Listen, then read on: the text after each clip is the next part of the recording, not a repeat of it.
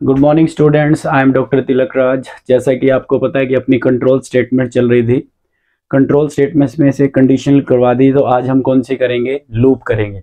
Loop को हम iterative statement भी बोलते हैं या रिपीटिटिव स्टेटमेंट भी बोलते हैं, राइट।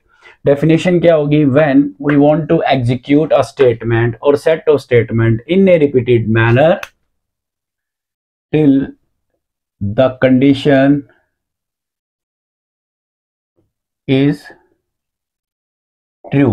मीन्स ये कहाँ यूज होती है? डेफिनेशन ये बोल सकते हो, loop is a statement that is use to execute a statement or set of statement in a repeated manner till the condition is true, right. या फिर जैसे भी ये लिखा है ऐसे भी आप लिख सकते हो। लूप के क्या होते हैं? 3 पार्ट होते हैं। Every loop has 3 part, right. One is initialization, जिसको हम एंट्री पॉइंट बोलते हैं। सेकंड पार्ट है कंडीशन, और थर्ड पार्ट है इंक्रीमेंट डिक्रीमेंट, और इसके साथ सेट ऑफ स्टेटमेंट्स भी आती हैं, तो इसको क्या बोलते हैं? बॉडी पार्ट भी बोलते हैं। तो जब भी लूप आएगा 3 पार्ट होंगे। अगर इसको 4 बनाओ तो क्या होगा? अलग से आप क्या बोल सकते हो? Body of the loop, right. देखो इसका यूज कहाँ होता है, क्यों होता है? मुझे आप 1 to 10 क्या करना है? ये डिस्प्ले करना है मॉनिटर पे। तो सिंपल है, अगर नोविस यूजर है, नोविस प्रोग्रामर है, तो वो क्या करेगा? printf 1, यहां स्लैश एन डाल देगा न्यू लाइन के लिए, फिर 2 printf, इस तरह से स्टेटमेंट लिखेगा। It's not a good programming. हमें क्यों लूप को सीखने की रिक्वायरमेंट है? अगर इस तरह से स्टेटमेंट करोगे तो आपका काम तो चल जाएगा, but it's not a good programming. तो हमें क्या करना है? हमें अपना 1 से लेके कहां तक प्रिंट करना है? 10 तक। तो इनिशियलाइजेशन क्या करता है? इनिशियलाइजेशन ये बताता है कि काउंटर की वैल्यू क्या रखनी है, 1, और काउंटर को कहां तक ले जाना है? 10 तक। तो इसको हम कैसे कर सकते हैं? एक काउंटर वेरिएबल ले लेते हैं हम, इंट i इक्वल टू 1 से स्टार्ट करना है, और इसको कहां तक लेके जाना है? 10 तक। इसको हम कंडीशन में लिख देंगे। कंडीशन में क्या आ जाएगा? i is less than equal to 10। Condition में ये आ जाएगा। अब इस i की वैल्यू 1 है जो, उसको कहां तक पहुंचाना है हमें? 10 तक। तो इसको पहुंचाने के लिए क्या करेंगे? i के अंदर हम क्या करेंगे? इंक्रीमेंट करेंगे। क्या करेंगे? इंक्रीमेंट। इस तरह से ये 3 पार्ट आएंगे। प्लस जब इस तरह की चीजें हो रही हो तो हमें कौन सी स्टेटमेंट एग्जीक्यूट करनी है? वो हमारा क्या आ जाएगा? बॉडी पार्ट आ जाएगा। बॉडी पार्ट में हम क्या करेंगे? Body of loop. हमें क्या प्रिंट करना था? i की वैल्यू को क्या करना था? प्रिंट करना था। तो हम क्या लिख देंगे? printf %d। %d इसलिए लिखते हैं क्योंकि इंटीजर वैल्यू डिस्प्ले हो रही है, और वो कहां पे डिस्प्ले होगी? जहां पे ये %d लिखा होगा। मैंने लिखा %d /n, और यहां पे i की वैल्यू क्या हो जाएगी? डिस्प्ले हो जाएगी। अब क्या होगा? पहले i की वैल्यू डिस्प्ले होगी और फिर नेक्स्ट लाइन आएगी। समझ में आ गया? अब ये तो चलो हमने बता दिया कि भाई ऐसे होता है, बट हमें पता होना चाहिए कौन कौन से लूप सी लैंग्वेज हो या C++ में यूज होते हैं, राइट। तो हमें कहाँ जाना चाहिए? टाइप ऑफ लूप पता होना चाहिए ना, टाइप्स ऑफ लूप, राइट। फिर एक एग्जांपल करेंगे, फिर और क्लियर हो जाएगा। फर्स्ट होता है आपका व्हाइल लूप। क्या होता है? While loop. और सेकंड कौन सा होता है आपका? Do while loop. और थर्ड होता है आपका फॉर लूप, राइट। पहले हम फॉर लूप को करते हैं, राइट। फॉर लूप में क्या होता है? फॉर लूप का स्ट्रक्चर ऐसा होता है, राइट। पहला जो है वो इनिशियलाइजेशन के लिए होता है। किसके लिए होता है? इनिशियलाइजेशन के लिए। दूसरा होता है कंडीशन के लिए, और जो तीसरा होता है वो होता है इंक्रीमेंट और डिक्रीमेंट के लिए। डिक्रीमेंट का भी बताएंगे कब यूज होता है।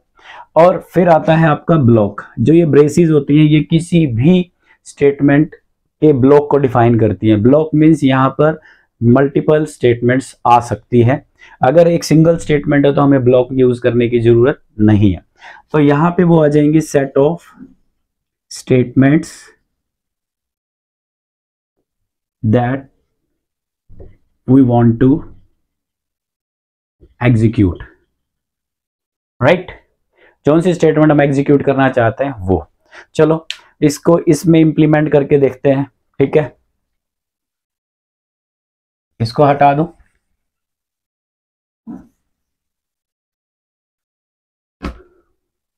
प्रोग्राम कैसे स्टार्ट होता है, int main. Online compiler use कर रहे हो तो इंट यूज करना पड़ेगा।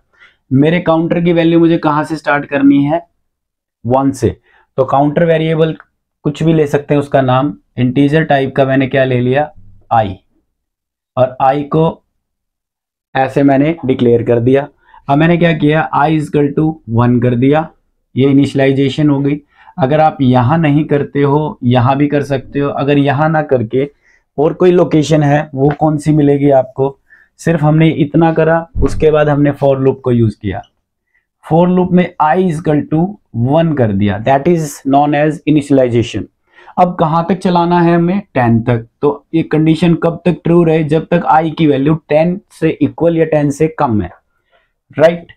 और फिर क्या करना है, 1 हमें प्रिंट करना है। तो हम क्या कर देंगे, पहले इसको यहां पे क्या करें, i की वैल्यू को क्या कर दें, i की वैल्यू को क्या कर दें, प्रिंट, राइट। अब देखो i की वैल्यू 1 है, 1 लेस देन 10 है, तो क्या हो जाएगा, ये प्रिंट हो जाएगा। अब 1 ही थोड़ा ना प्रिंट करना है, 1 के बाद क्या आएगा, 2। तो कितने का डिफरेंस है इसके अंदर, 1 का। तो जब 1 का डिफरेंस हो तो हम क्या कर सकते हैं, i प्लस प्लस करेंगे। अब देखो इनिशियलाइजेशन, कंडीशन और इंक्रीमेंट आ गया, ये आपका काम हो गया, बॉडी पार्ट आ गया, तो सारे काम हो गए। लूप कैसे काम करेगा, पहले i की वैल्यू 1 आएगी, 1 की वैल्यू क्या हो जाएगी, डिस्प्ले में आ जाएगी। फिर क्या होगा, लूप पहले कैसे आएगा, लूप यहां आएगा, फिर यहां आएगा और फिर यहां आएगा। ये फर्स्ट हो गया, ये सेकंड, ये हो गया थर्ड, और फिर लूप कहां आएगा, यहां पे फोर्थ, फिर कहां आएगा, यहां पे, राइट। अब जब भी लूप चलेगा, इनिशियलाइजेशन पार्ट एक बार यूज होता है, उसके बाद लूप ये वाली ये वाली ये वाली होगी, समझ में आ गया। तो ऐसे ऐसे अब ये i की वैल्यू क्या होगी, पहले 1 थी, अब क्या होगी, 2। अब ये देखेगा 2 is less than equal to 10, condition true है, 2, क्योंकि 2 जो होता है 10 से लेसर होता है। अब अंदर आएगा और अब क्या वैल्यू डिस्प्ले हो जाएगी, 2 हो जाएगी। अब वापस क्या होगा, यहां आएगा, 2 की वैल्यू क्या हो जाएगी, मतलब i की वैल्यू क्या होगी, 2 से क्या हो जाएगी, 3 हो जाएगी। 3 फिर चेक किया जाएगा कि 3 is less than equal to 10 है या नहीं है, बिल्कुल कंडीशन ट्रू है। इस तरह से फिर वापस ये प्रिंट होगा, और ये लगा लो 9 आया और 10 भी आ गया। 10 के बाद जैसे ही ये 11 होगा, ये 11 फिर less than equal to 10, condition false हो गई। कंडीशन फॉल्स होगी तो आपका जो लूप है रुक जाएगा, और प्रोग्राम आपका क्या कर जाएगा, एग्जिट कर जाएगा। क्या कर जाएगा, एग्जिट, क्योंकि ये integer main function return type है, तो एक रिटर्न की स्टेटमेंट आएगी और इस ब्लॉक को, मेन के ब्लॉक को यहाँ क्लोज कर देंगे। इतनी बात समझ में आ गई। ये आपका क्या था, फॉर लूप। क्या था, फॉर लूप। जल्दी कराने की कोशिश करूंगा मैं, ठीक है। अब करते हैं हमारा वाइल लूप। फॉर लूप इसलिए समझाया कि इसमें एक ही जगह आ जाती है सारी चीजें। अब वाइल लूप करते हैं, सिंपल है। इसको हटाता हूं,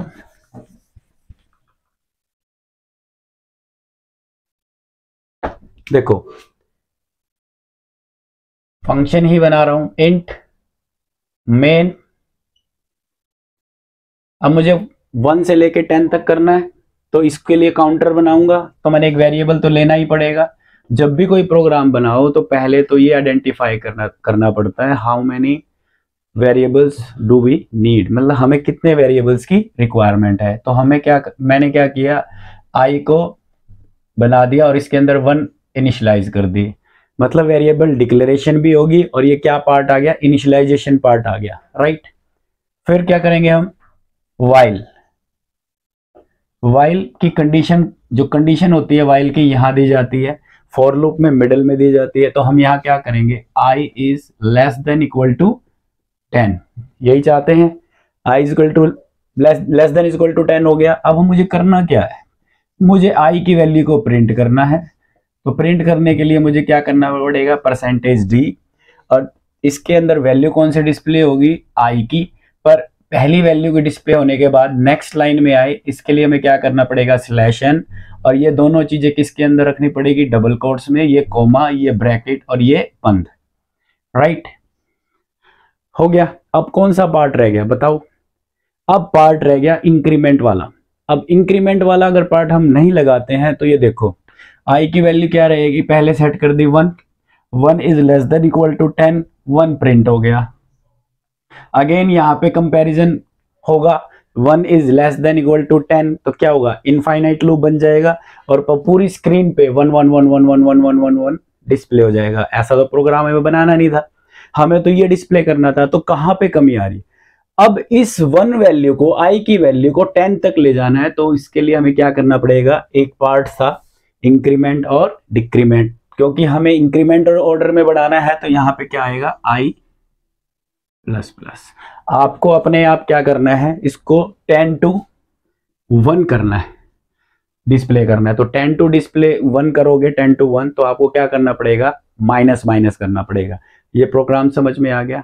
अब मैं दूसरा लिख दूं, सेम यही चीज हम डू वाइल में करते हैं। ठीक है, अब मैं सिर्फ और सिर्फ ये वाला लॉजिक लिख रहा हूं। कौन से वाला, ये वाला। राइट, ये रिटर्न स्टेटमेंट रहेगी इसमें। ठीक है, कैसे लिखेंगे, इनिशियलाइजेशन पहले ही करनी पड़ेगी हमें, and I is equal to 1, 1 से लेके करना है। फिर करेंगे डू। डू मीन्स क्या करवाना चाहते हो, मीन्स बॉडी पार्ट क्या है लूप का। भैया प्रिंट कर दे, प्रिंट एफ क्या कर दे, आई की वैल्यू, और एक वैल्यू के बाद क्या आए, न्यू लाइन में आए। ओके, अब क्योंकि बार बार 1 ही थोड़ा ना प्रिंट कराना है, तो हमें क्या कराना है, 2 3 भी करना है। तो आई प्लस प्लस, और लास्ट में क्या आ जाएगी, condition I is less than equal to 10। अब दोनों में डिफरेंस क्या है, ये मेजर डिफरेंस है जो आपको इंटरव्यू में पूछ लिया जाता है। What is the difference between while loop and do while loop. दोनों का डिफरेंस ये है, when we want to execute our body part means loop statements, block of loop. If we want to execute block of loop at least one time, it doesn't matter condition is true or false. जब हमें loop के part को means इन statements को at least one time execute करना पड़ जाए, कभी situation आएगी बताऊंगा, तो हम क्या यूज करेंगे, डू वाइल करेंगे। इससे क्या होगा, ये वाला एक बार प्रिंट हो जाएगा और उसके बाद कंडीशन चेक की जाएगी। कंडीशन अगर फॉल्स हुई तो ये रुक जाएगा, ट्रू हुई तो चलता रहेगा। यहां पे क्या होगा, पहले ही कंडीशन अगर हम फॉल्स करेंगे तो वो नहीं चलेगा, ट्रू हुआ तो वो चलता रहेगा। इसमें लूप अगर कंडीशन फॉल्स हुई तो एक बार भी नहीं चलेगा, इसमें क्या होगा, बार बार चलेगा। ये हमने क्या किया, एक इनिशियल है, इसके बाद नेस्टेड फॉर लूप की अलग से वीडियो बनाऊंगा। स्टूडेंट्स, अगर मेरी वीडियो इन्फॉर्मेटिव लगी हो तो प्लीज़ मेरे चैनल को लाइक करें, सब्सक्राइब करें और शेयर करें, ताकि इसका बेनिफिट और भी स्टूडेंट ले सके। Okay, have a nice day.